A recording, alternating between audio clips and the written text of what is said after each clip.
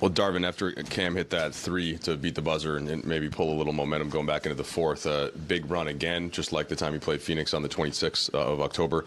What was the key to that group with the size, and how did you feel like they were able to start the initiative like that in the fourth?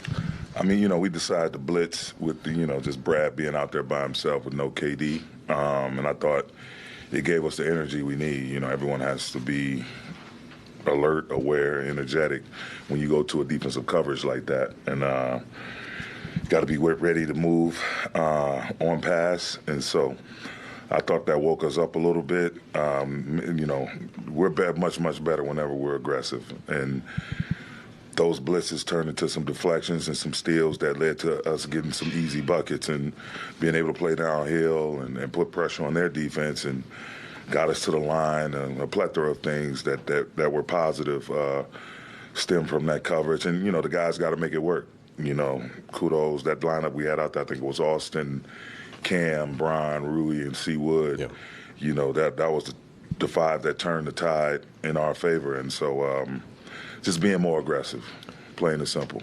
You make the starting lineup change, and then you kind of fast forward to the fourth quarter. Austin's out there making key plays. Cam hits his fifth three to kind of seal it up. How did you deal with that internally, and what did you think you saw from the team as a response? I thought it was kind of, everybody's trying to feel their way in the first half. And let me back up and just say both of those guys are winners. Cam, Austin, AR. When I told them what I was thinking, I talked to my staff about it, and everybody agreed that we needed to change up the music a little bit. And it wasn't, first and foremost, it wasn't a demotion for Austin. It was just a realignment. If anybody remembers those great San Antonio teams where everyone in the world knew Manu was a starter. But sometimes to balance out your lineup, you have to put a player of his magnitude in a reserve role. So now when the starters go to sit down and take their break, you're not totally falling off a cliff. Like, you have balance in the second unit. And as deep as we are, and him leading the charge and having a chance to quarterback the situation offensively, have the ball in his hands and be able to make plays. I think he finished with 15 and 7 tonight. It's beautiful. He still played 35 minutes, and that was the thing we talked about. Like, his minutes weren't going to go down, and he's going to finish the game for us. So it's just a difference between starting or not starting out at the tip. But he was phenomenal tonight, huge down the stretch, as well as Cam. And Cam's an elite individual defender, a guy that can guard 4, sometimes some nights 5 positions. He can shoot the ball, as he demonstrated tonight. And so we're happy to have him, really embrace us, embrace what we're teaching him and how we're working with him and trying to develop him. He's still a young player with a ton of upside. And so it was a good team win. That's a lot of what we saw in that second half. That has to be our identity. Just coming out with aggression defensively, getting off to the races offensively, and then when we're in the half court offensively, playing smart, and, setting screens, playing with pace, making quick decisions so we can get the most out of the talent that we've accumulated. With the starting group with Austin coming off the bench, is that a look you expect to continue to go to moving forward? Yeah, we'll see. I mean, we still got a couple guys on the mend. We still got some guys that's trying to get their legs up under them that's been out. So we'll see, man. And the beautiful thing is we have options. We have some choices, and some good ones at that. And so we'll continue to study the film, look at the numbers, and take it day by day and move forward and plug in who needs to be plugged in appropriately. And with Cam specifically, what can a game like this do for his confidence, especially coming off that game, or how that game in Miami ended, whatever that was, it's 3-4 days ago? And it just shows the trust. Again, it just shows the trust of LeBron making the right play and him being ready to shoot the shot. And so everyone in that locker room, everyone within the organization has the utmost faith in Cam. And, he showed it tonight, like just his attention to detail and guarding. Got first half, I think we were a little bit foul prone, but for the most part, we don't win this game without his performance. We needed all 5 of those threes.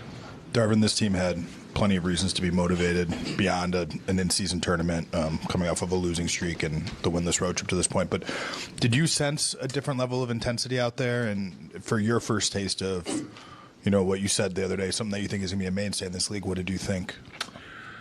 Yeah, and you know, like you said, we just dropped 3 games in a row, man, and you know, we had a big Clipper win at home in overtime, and to go on the road and stumble those first 3 games, you know, it just, I think guys, you have a lot of guys that's highly competitive with a lot of pride in that locker room, and everyone that's attached, that's in our traveling party, and everyone that represents this brand.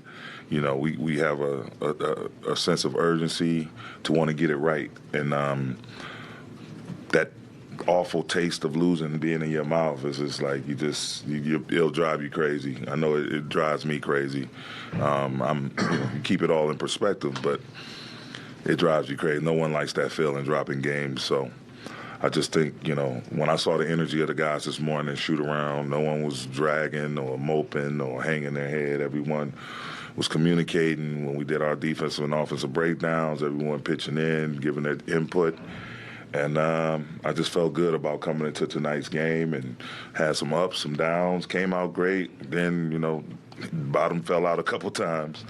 But we were able to salvage it just by just buckling down and playing hard and being aggressive on the defensive end, which led to some really good offense. Darvin, LeBron looked like he hurt himself in the first quarter. What happened? And he obviously had a big game, but did you have any concerns moving forward?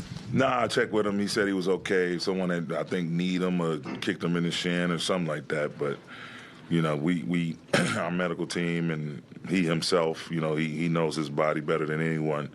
Said, you know, it was a little painful, but he was okay. And so he was able to finish and quarterback the situation as usual. Darvin, just to follow up on the in-season tournament, you know, this on paper is the toughest game, you know, road game at Phoenix, and now you got 2 at home and going at Portland, so it essentially gives you a leg up. Have you started to think about that at all with, you know, just with the staff as you look forward to these next couple of weeks, which will have the other 3 games? Yeah, I think it's great. You know, we're in the mindset of trying to extract the most positive contributions, productive contributions out of our players, man for man and collectively. And, you know, the in-season tourney just happens to be in the midst of all of that, us and other people figuring out their teams this early in the season. But, yeah, when you play a high-intensity game like this, it's, you know, there's a lot riding on it. You know, $500,000 is a lot of money. It's good money. And so, you know, as well as trying to, you know, live up to what you know you can be and in the totality of things. Like, we know what type of team we can be. And these games where we get to play high-intensity games just adds more fuel to that fire and just more motivation for us to figure it out even sooner than later.